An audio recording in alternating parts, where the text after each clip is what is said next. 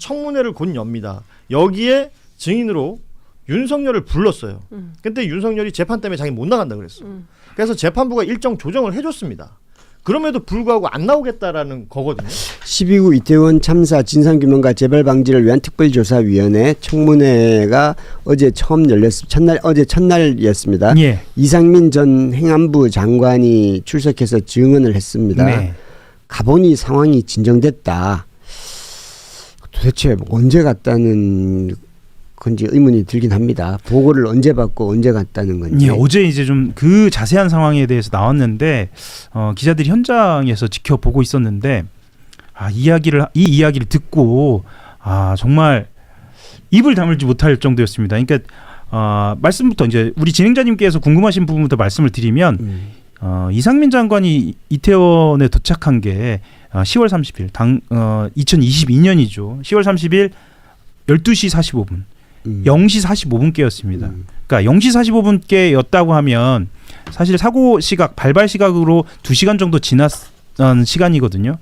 자, 이 2시간 정도 지난 시간에 어떤 상황이었느냐? 사실은 말씀드리기 좀 조심스럽습니다만 심정지 환자들 구조하고 이송이 현장에서 지체되고 있는 상황이었습니다.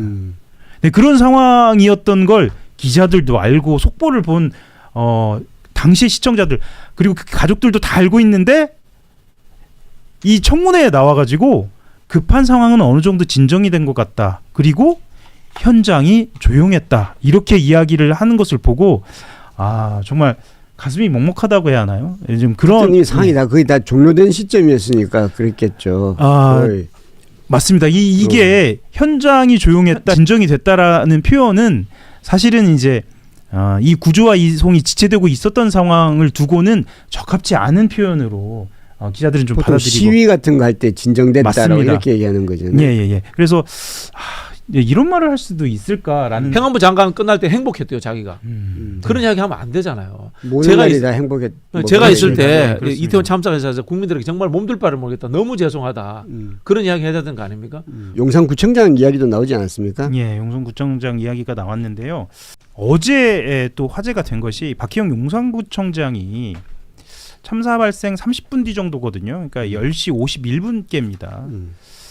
그러니까 말하자면 이 윤석열 정부의 뭐 비선이라고도 할 수 있고 핵심 관계자라고도 할 수 있는 정재관 당신은 무직입니다. 당신은 그냥 캠프에 참석했던 한 인사입니다. 윤석열 대통령 캠프에 참석했던 한 인사인데 이 인사한테 진보 집회, 그러니까 집회 피켓 제거했다라는 문자를 보낸 사실이 이제 새롭게 드러나기도 했어요. 10시 51분이면 10시 반에 이 사태가 벌어졌고 이 참사가 벌어졌고 전혀 지금 수습이 안 되고 있는 상황이거든요.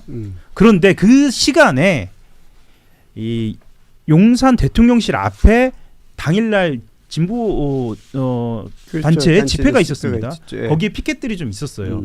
거기에 용산구청 구청 직원들이 출동을 해서 그것을 치우고 있었던 거예요. 그러니까 사실은 이제 이렇게 말씀드리면 용산 대통령실하고 이태원하고의 거리가 아마 실감이 안 나실 텐데 걸어서 서울에 있는 분들은 다 알죠. 얼마 안 걸리죠. 바로 옆에 있는 거잖아요. 걸어서 그러니까 천천히 걸어도 10분 15분 걸립니다. 안 걸리죠. 네, 10분 안 걸립니다. 차로 이동하면 이건 그냥 눈 깜짝할 사이고요.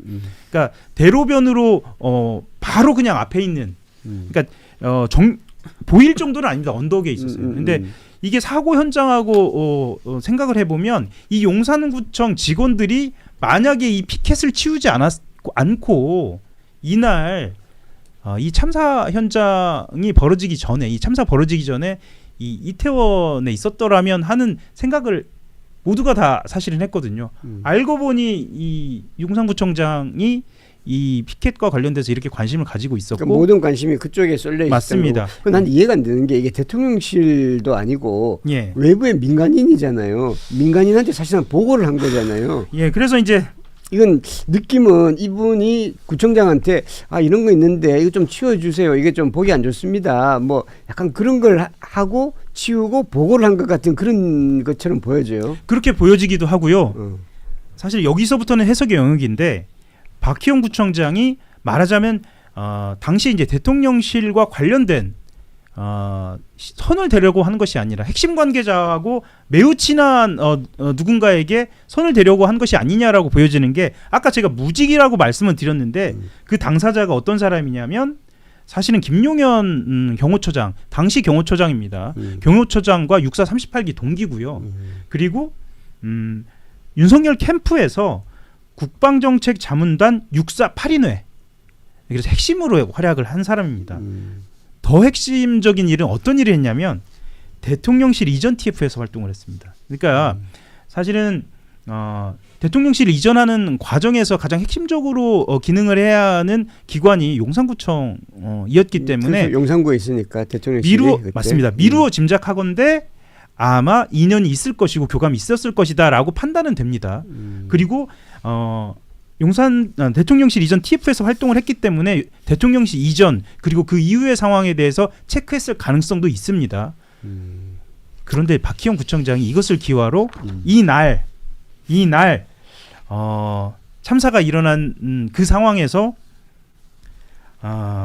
이 진보 피켓을 제거했다라고 문자를 보내고 또 그 담당자는 크크 고생했다라고 답장을 보내는 이런 상황이 벌어진 겁니다.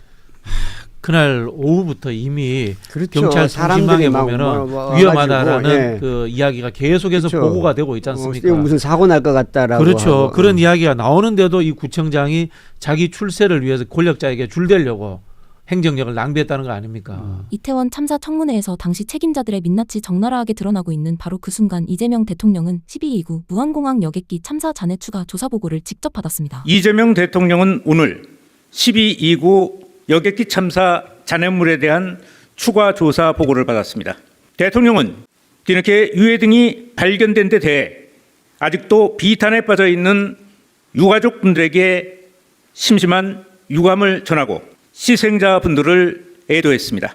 대통령은 사고 초기에 유해 수습이 안 된 경위와 이후 유해가 1년 넘게 방치된 경위에 대해 철저히 조사하라고 지시했습니다. 이와 함께 이번 사태에 책임 있는 관계자들을 엄중히 문책하라고 지시했습니다. 참사가 발생한 지 15개월이 지났음에도 여전히 진행 중인 사고 조사 역시 철저하고 신속하게 진행할 것을 주문했습니다. 빈틈없는 조사를 통해 유가족들에 대한 예우를 바로 세우고 재난 대응의 책임을 다하도록 하겠습니다. 청문회장에 나타나지도 않은 윤석열. 이태원 특조위 청문회장에서 이상민 전 행안부 장관이 내뱉은 말은 현장이 조용했다는 경악스러운 변명이었습니다. 박희영 용산구청장은 골든타임의 공직도 아닌 민간인에게 피켓 제거나 보고하고 있었다는 정황이 밝혀지며 또 한 번 유가족들의 울분을 샀는데요. 반면 이재명 대통령은 1년이 넘도록 차가운 잔해 속에 방치된 12.29 참사 유해 앞에서 방치 경위를 철저히 조사하고 책임자를 엄중 문책하라고 직접 지시했습니다. 참사 앞에서 어떤 권력자는 제 안위와 피켓 치우기에 급급했고 이재명 대통령은 단 한 점의 유해까지 끝까지 찾아내라며 국가의 책무가 무엇인지 몸소 보여준 셈입니다. 국가가 국민을 지키지 못했다면 그 책임이라도 끝까지 묻는 것이 희생자들에 대한 마지막 예의 아닐까요? 이 영상에 공감하셨다면 구독과 좋아요 정중히 부탁드립니다.